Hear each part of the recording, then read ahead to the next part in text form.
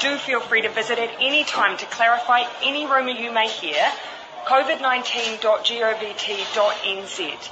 Otherwise, dismiss anything else. We will continue to be your single source of truth. We will provide information frequently. You heard that right. That's the Prime Minister of New Zealand, Jacinda Ardern, telling you that if you don't hear it from the government, it's not really the truth. You know, I really liked this speech the first time I read it in George Orwell's 1984. Now, as usual, we want to make sure that you know that we're not selectively editing this or taking it out of context, so here's the full clip. The most up-to-date information daily. You can trust us as a source of that information. You can also trust the Director General of Health and the Ministry of Health.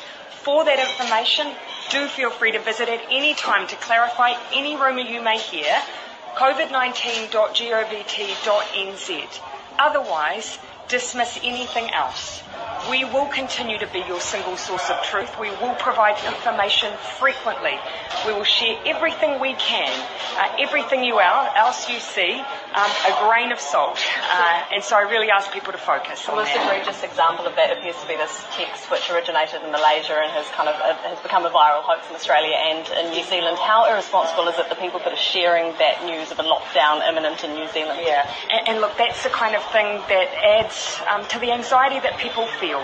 So I continue to share the message. New Zealanders must prepare, but do not panic. Prepare.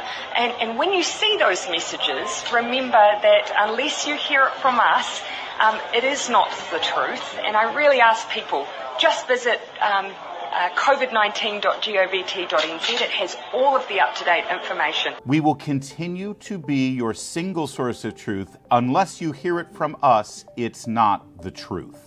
Now, this statement was originally made during the height of the COVID-19 pandemic in 2020, but it does reveal this totalitarian instinct best personified by Ms. Ardern's leftist socialist policies. And it's pretty relevant today because right here, in the very home of the First Amendment, the Biden administration is sounding an awful lot like those Kiwis. Remember how they wanted to start a ministry of truth with that karaoke singing Mary Poppins lady Nina Jankowicz? It's when a huckster takes some lies and makes them sound precocious by saying them in Congress or a mainstream outlet, so disinformation's origins are slightly less atrocious. A spoonful of sugar helps the propaganda go down. Then we were told Kamala Harris, that pillar of virtue and honesty, would head up the new Commission on Disinformation.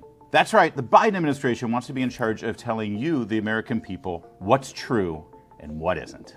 Now, this is the same administration that told you that Border Patrol agents on horseback were whipping illegal Haitian crossers when they weren't. This is the same administration that told you that if you were vaccinated, you wouldn't get the COVID-19 virus. Well, then you had to be double vaccinated. Well, then you had to be boosted and then double boosted. Well, now even Joe's got the virus. And this week, Dr. Deborah Birx actually confessed to Neil Cavuto that they always knew the vaccine wouldn't keep you from getting infected. I knew these vaccines were not going to protect against infection, and I think we overplayed the vaccines, and it made people then worry. And just this week, in the middle of a recession that every American recognizes as a recession, the Biden administration has decided to keep themselves from getting bad press, from keeping the media from telling the truth about the recession. They would just redefine the word recession. And we're supposed to trust these people with the truth? Here's a little hint from all of us at Town Hall Media. If a representative of the government comes to you and tells you that they're going to be your single source of truth and they'll be responsible for telling you what to believe and what not to believe,